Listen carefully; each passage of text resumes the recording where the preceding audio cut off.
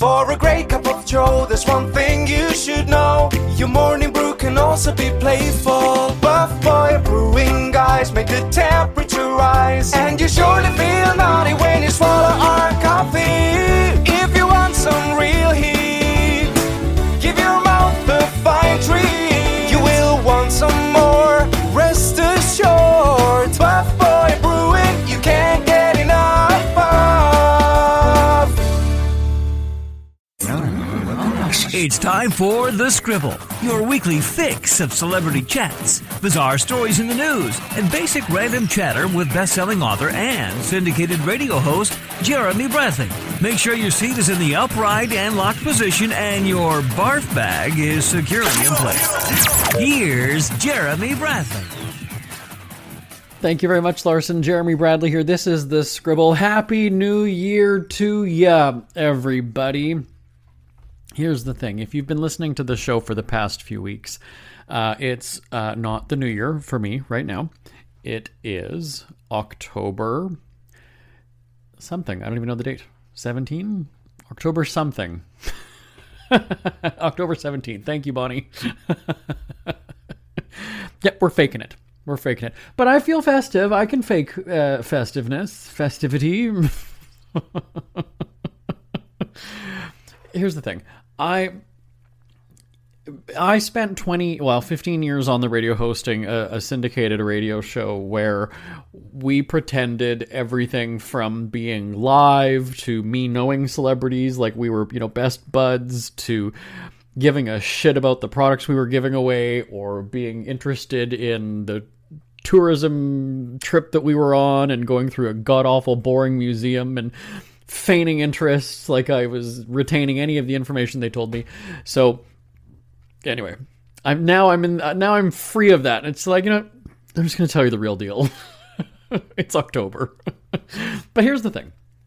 You're listening to this, it's the new year, so obviously the big talk right now is New Year's resolutions. Do people still make them? You make them, but then you break them. And so I'm going to talk about my thoughts on New Year's resolutions. And then speaking of getting new things. I need your input if this is me just being old. I'll explain coming up later on The Scribble, and it all starts, though, right after this.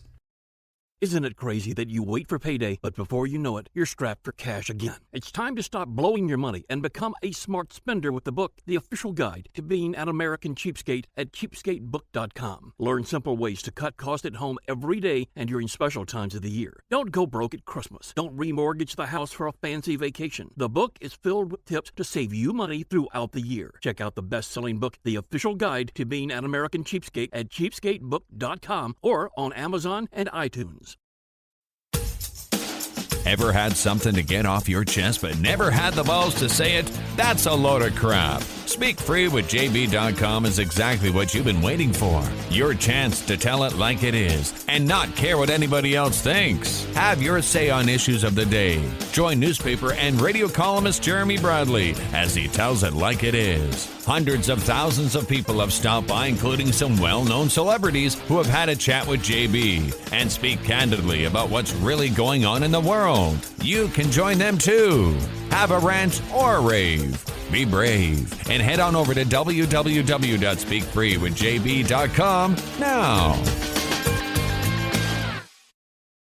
JB here on The Scribble. All right, it's New Year's resolution time. So let's run through the usuals. It's eating better, more exercise, less time on the phone, saving money, maybe stop smoking or drinking as much or whatever it is. Those are the go-tos. Let's be like that's really all it is. Now, one of the interesting things that a friend of mine years ago, we're going back, I've known him for 25 years, let's say. And he was big, he was a swim coach, so he was big into fitness back then. And obviously, working out and staying active. And I remember when I was on anxiety and depression meds, I put on a lot of weight. And so I had all the excuses as to why I wouldn't go to the gym or, do anything to help take the weight off. I just sort of used that excuse of, it's the medication. I'm putting on weight because of the medication. But really, I didn't want to work out, right? I didn't want to do anything. And so I remember him saying to me, and it stuck with me. And then my husband, who's he's a fitness model and big, muscular, big Brazilian guy. We have a gym in our house. And so both of them individually had said to me, if you really want to, whether it's work out more, eat better, or whatever, you would just do it. Like, why are you it's almost like you're punishing yourself. Like, there's a countdown clock to New Year's because you don't want to stop doing fill in the blank, right? You don't want to stop smoking. You don't want to stop eating garbage. You don't want to stop being lazy. So the fact that there's this like time clock, ticking down and you're dreading it, like that's really what it is. If it's, let's say it's July 19th and you want to start working out, then start working out. You would never say to yourself in July, I'm going to make that my New Year's resolution. No, you clamor in December or that time between Christmas and New Year. And do people even really do them anymore? That's the bigger question. But if you wanted to start eating better, to have a swimsuit body in July or May or June or whenever you would start preparing for that, then you would do it right then. You would just do it. So to go and say like, oh, I'm going to start working out in January, if it's October, like start doing it now. I don't know what, like when you put a time on it, then it's a punishment. It's this countdown clock going, I don't really want to do this. Because if it meant that much to you in November, you would start doing it in November. You would start doing it in April. You would start doing it whenever you have the thought to say, I don't want to do this anymore. Or I want to change how I do something. Whatever it is. So that's the way let me be clear. I've never made a resolution because I'm that exact way. Like if I want to do something or if I want to, I'm just going to start doing it. Same thing, over the past however many years when people ask me, back in, when I was in my 30s, I guess, and your parents ask you, well, what do you want for Christmas or whatever? It's like, I have plenty of money, so if I want something, remember it used to always you'd be told like, oh, well, just maybe you'll get it for Christmas. Don't buy it for yourself. Like maybe somebody will buy it for you for Christmas. I'm a grown ass adult, so you know what? If I want something, I'm going to buy it in January, March, June, July, November, whenever the hell I want to get it. I'm going to get it. So New Year's resolution, people put so much emphasis on like flipping over a calendar. Nothing else changes. What you always hear at the end of December is, oh, this dumpster fire of a year is almost over. Oh yeah, next year is going to be great. Nothing is going to change. We heard that during the pandemic. Do you remember that? Right? Oh, what a terrible year it was. We're going to get past that. Nothing changed. Flipping a calendar does sweet fuck all in the grand scheme of things, really. Same thing with a New Year's resolution. If you want to start eating better, you're going to start doing it right then and there because it means that much to you and you want to make the change. The New Year's resolution is you telling yourself, well, I should want to not do this anymore. I should want to change how I do this. And I'm forcing myself to do it because the clock is ticking when the calendar flips to January 1st. That's what it is. And then that goes back to, I can't remember which gym it was, but a couple years ago, right? A gym said, we're not taking new memberships in January for these like one-off people who are going to come here. They're going to take all their fucking selfies in the mirror. They're not going to do a goddamn thing. They're going to quit the membership after a month. We're not taking new people. Closed to you. Just our regulars in January. Thank you very much. And so same thing with, a New Year's resolution. Like, not even going to bother fucking wasting time. I'm not punishing myself. If I wanted to change it, I'm going to change it. If not, whatever. And that's how it's going to be. Just make the fucking change if you want. Like, that's really what it is. That's my message on New Year's resolutions. But tell me, enlighten me, humor me. Do you make them and do you keep them? Send me an email, live at jbonair.com, live at jbonair.com. So now on the subject of new things, do you like getting new gadgets? Like, do you like getting the new upgrade for your phone? Do you like getting a new computer? Do you like the fastest, the better, or do you kind of like what you're used to? I got a story about that coming up on the Scribble right after this. Who are the Kardashians feuding with now? What did that little thug Justin Bieber do this time? Who's getting hitched? And who's headed for Splitsville?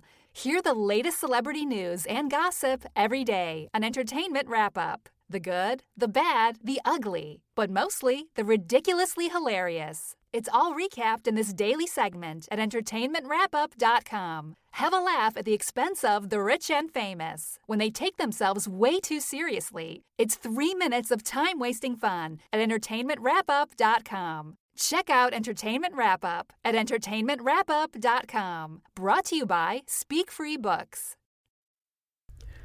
JB here on the Scribble. So some background about our company. I own our company. We are a very successful company. We have, radio products or platforms, publishing, in the form of books. We've got our swimwear company. We've got our coffee company.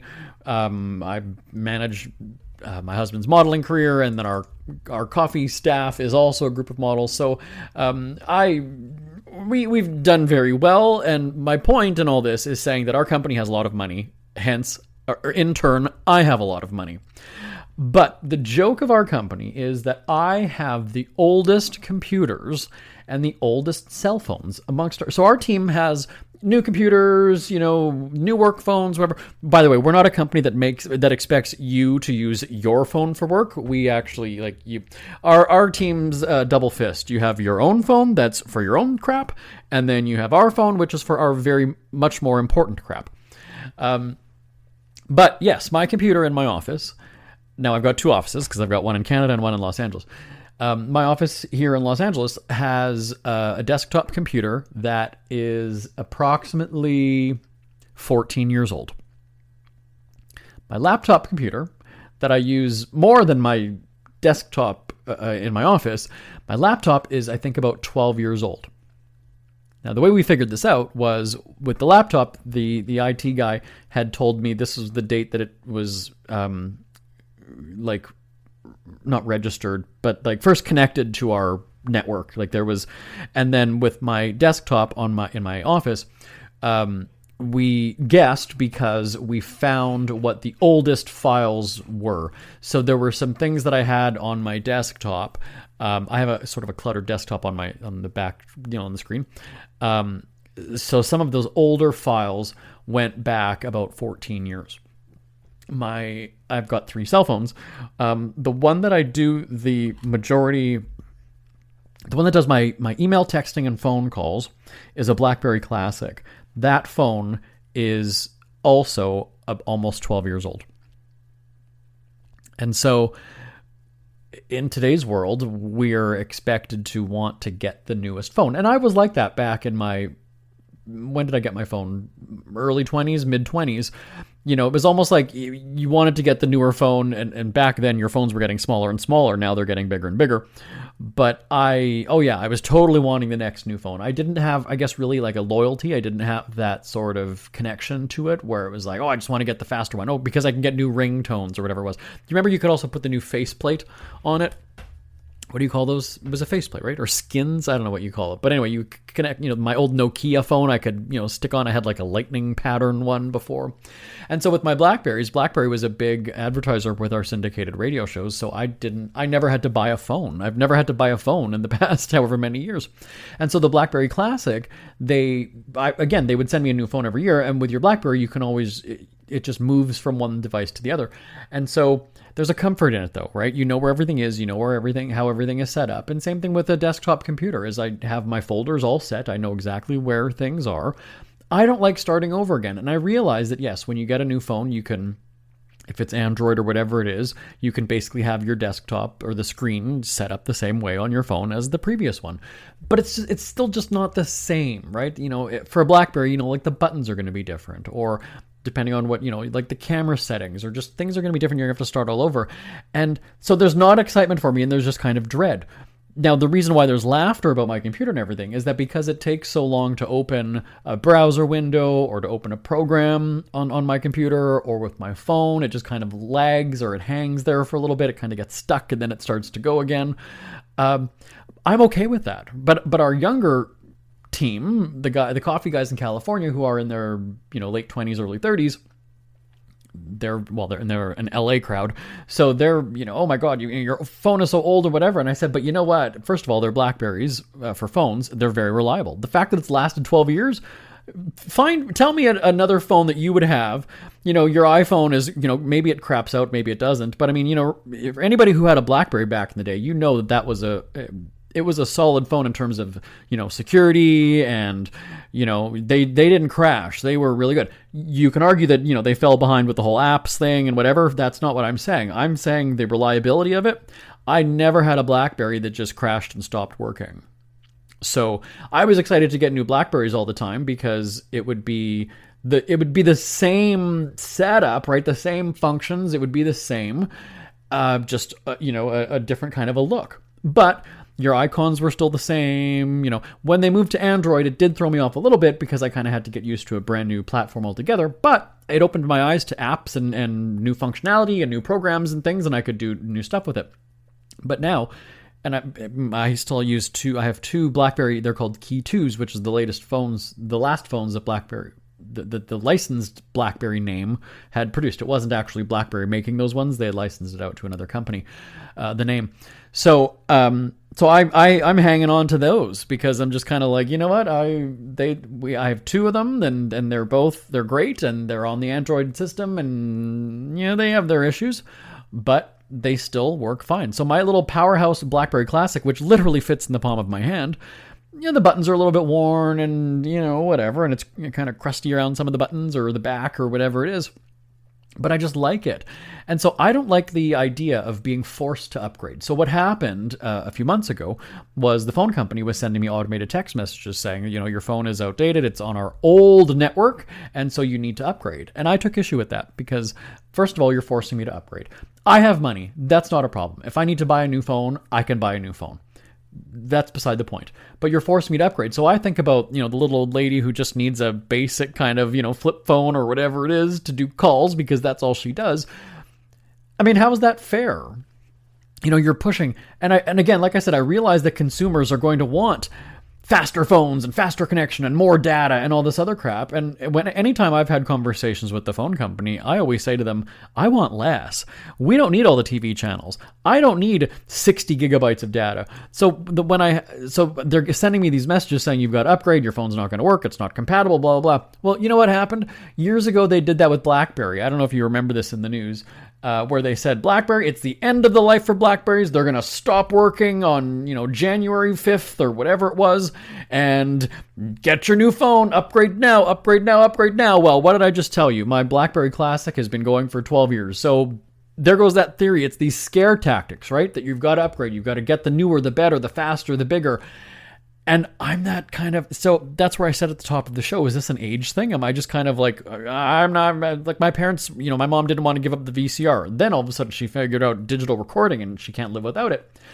It's not that I'm closed to new technology. Obviously, I mean, great. But for what I do, in my world, in my life right now, my old BlackBerry Classic with my texting and emailing and phone calls is just fine. And I need another device anyway because I have a work life and then I have a personal life.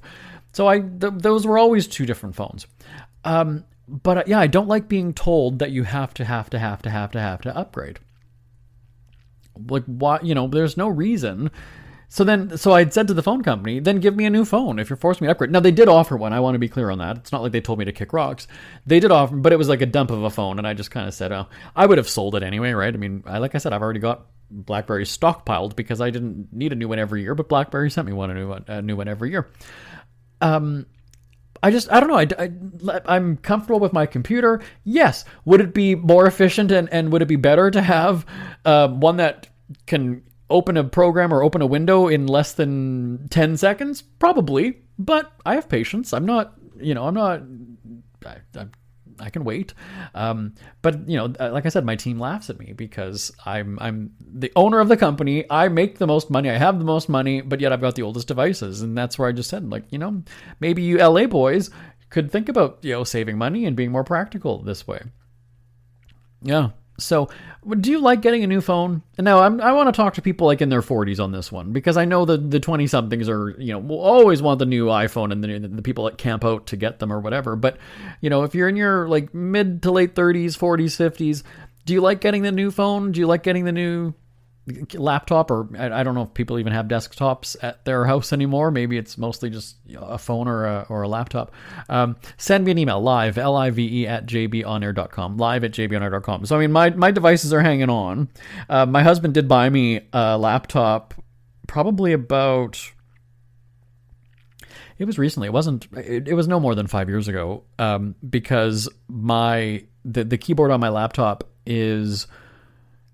The letters are like worn down, right? Now, if you've been typing for any number of years, you don't need to look at the keyboard, right? Because you just know, your brain just knows where to go. I was actually thinking about that too. When did I memorize all of the keys on a keyboard that I didn't have to look? I think maybe it was like junior high or high school is when we started to learn. That was our first sort of access to computers and regular typing. But I don't remember when I kind of memorized it all. But I mean, that's also why I like a BlackBerry phone with the keypad, the buttons, right? Is that that's how I've typed on a phone for years. Even when I would go to the mall with my friend Greg, this is how, I don't know how many years ago now, we would go into the iPhone store, and he was big into iPhones, and I was kind of like, I've got my BlackBerry, whatever. This is, maybe 15 years ago or so now at this point, and I could never type with it for some reason. I would pick up the iPhone because they had the display phones or whatever, and you could click around and do things. I would always, it's not that I have fat fingers, but I just would kind of mash the on-screen keyboard because it didn't have the buttons, right? Because your thumbs got used to feeling the buttons just like you would on an actual, computer keyboard. So I'm lucky. I mean, my technology lasts a long time that I don't want to have to be forced to upgrade. Now, of course, if it crash, I've never had a computer crash either, but we've got backups and everything. So, I mean, if it does, well then whatever, we just, I can pick up on a new computer and have everything exactly. But again, it's setting up the desk, it's just kind of, I've now got to update the password so that I can just log in. I can just click on my old laptop, to go to this and that or whatever. And now I've got to have to, what password was it for this now? Because I've got to, start all over again. So I don't know.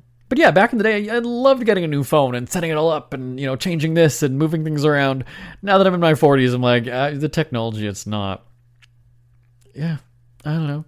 Send me an email, live at jbonair.com, live at jbonair.com. Back on the Scribble right after this. We hear you chirping. Get scribbling. Tweet up the Scribble at The Scribble Show. Join the discussion with Jeremy Bradley. It's all going down right now on Twitter at The Scribble Show and at thescribbleshow.com.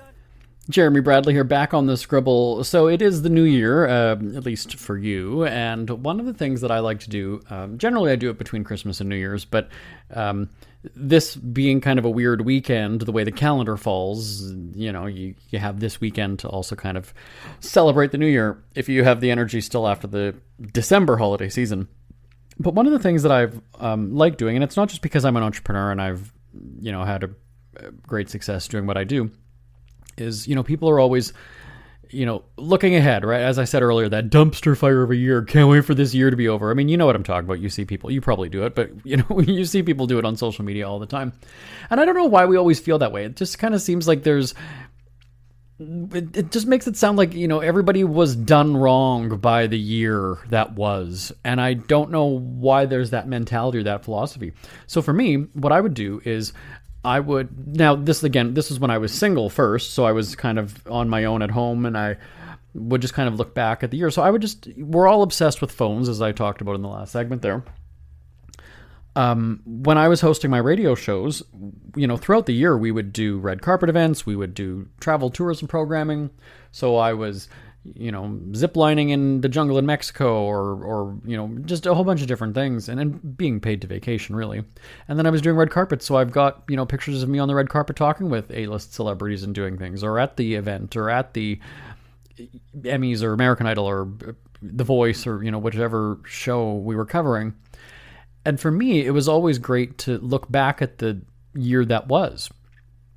I was celebrating my accomplishments. I was looking back because also too, especially now with people who I was seeing, oh, what was it? I was watching a sporting event, and people were like basically at the arena or the stadium or whatever it was, videotaping the game. But like, you spend how many hundreds of dollars for those playoff ticket seats or whatever, and you're gonna watch it on a tiny screen. Like, you're in the moment there. Why are you recording it? I just don't get it. It's not for your own, because you can go and watch the clips online after. So it's not a matter of like, oh, I've got video from the stands. You can watch it on TV. You just get it from somewhere else. So I would look back. I would start in January, and I would just look through all of the pictures from that year. And you have ups and downs, right? If you sometimes you have a family member that died. Sometimes you have a pet that died. And so those, I can't get past those. It happened, right? So I'm not going to pretend that it didn't happen. But I would look and go, we covered these award shows in January and February, and I met this person, and I had, memories from this, or I have a souvenir from this, or whatever it was. And then in February we went to this, or March we taped this travel show in such and such city, and just look back at the fun. Because if you, again, like I was saying, when you're in that moment, like, live in the moment. I was traveling and doing these things for work, so I really couldn't live in the moment. I couldn't really appreciate it for what it was, because I was having to focus on asking questions or, producing something. And so that's how I would always look back at the year and just go and say, wow, I accomplished a lot. I really did a lot. I achieved this, or I started this company, or I started, this new project, or I expanded such and such of my business, and, celebrate my accomplishments and really do that. And it's not even about feeding your ego. It's just kind of like, why would I always look back at the year and go, what a shitty year. It's going to be a better year. I always hope the next year is going to be better. Not to say that I'm going to dwell on crappy stuff that happened, this year. So that's my suggestion to people. We talked about New Year's resolutions and, but look back and go, there were some crazy things that happened, and you even have some laughs too. And even there's been times where I will, because like I said, I literally scroll the entire year, and I'll see when I did drinks with somebody, or I went out, did a road trip with somebody and we just kind of got silly.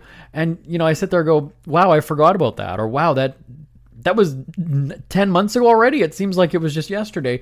And then I'll send the picture to the person, or I'll text them, or I'll, just go and say like, oh my God, do you remember what I just thought of? I was, blah, blah, blah. And you can have some laughs with it. But I just don't understand the gloom and doom of, what a shitty year and blah, blah, blah. And, can't wait for this. You always hear that it's a dumpster fire of a year. Or look, here's to a better new year. Maybe it should make you take a step back and go, was your life really that shitty in the grand scheme of things? And based on, what people are going through in this world, was your year really that bad? And maybe it was, but at the same time, there were probably some good things. You cannot tell me that you had 365 days of badness in your life. I don't buy that for a second. Maybe you didn't have accomplishments like I was listing off, a best-selling book, or, career goals or whatever it was, but it wasn't all bad. Let's be serious here. So that's my suggestion for you. Like I said, we're already in the new year for you listening to this. So there's still time for you to look back and go, what, it wasn't so bad that 2025. It wasn't. Which leads me to my next question. Do you say 2025 or do you say 2025? So the comparison that I give is, I would say 1998, back in the last century. But why don't I say 2025? I, for some reason, say 2000. I'm stuck in the year 2000, right? Because you didn't say it's 2001. You didn't say 2002. You said 2002. But then when we hit into the tens, 2010, 2010, did you stick with saying 2000? Or did you flip into 1998 to 2020, 2021, 2022, 2014? Send me an email. These are the hard-hitting questions that we ask on this show, everybody. Either way, everything that I've been talking about today, whether it's getting new devices, making a New Year's resolution, looking back at the dumpster fire of a year, being optimistic, all that other kind of stuff. How do you call the year? Send me an email, live, live at jbonair.com, live at jbonair.com. Do you subscribe to this whole, I flipped the calendar, so now magically everything is different because it's January now? Really, I mean, just maybe you feel that way when it's a new week, right? It's Sunday, it's the start of a new week, but really, it's just another fucking day. I mean, hate to burst your bubble, but really, the shit that was happening to you on December 31st, on whatever day of the week it was, it's still gonna come to you January 1st and 2nd and 3rd. Let's be real here. Just like when people said the pandemic was all of a sudden just gonna like go away, and then you think that a disease is just gonna vanish, a virus is just gonna go because the calendar flipped. All right, let me end on a chuckle there, everybody. My name is Jeremy Bradley. This is The Scribble. Happy New Year to ya, and I will talk to you next week. Bye-bye for now. Want more Scribble? Check out thescribbleshow.com for past shows, celebrity interviews, cheapskate tips, and more. That's at thescribbleshow.com and on Twitter at The Scribble Show.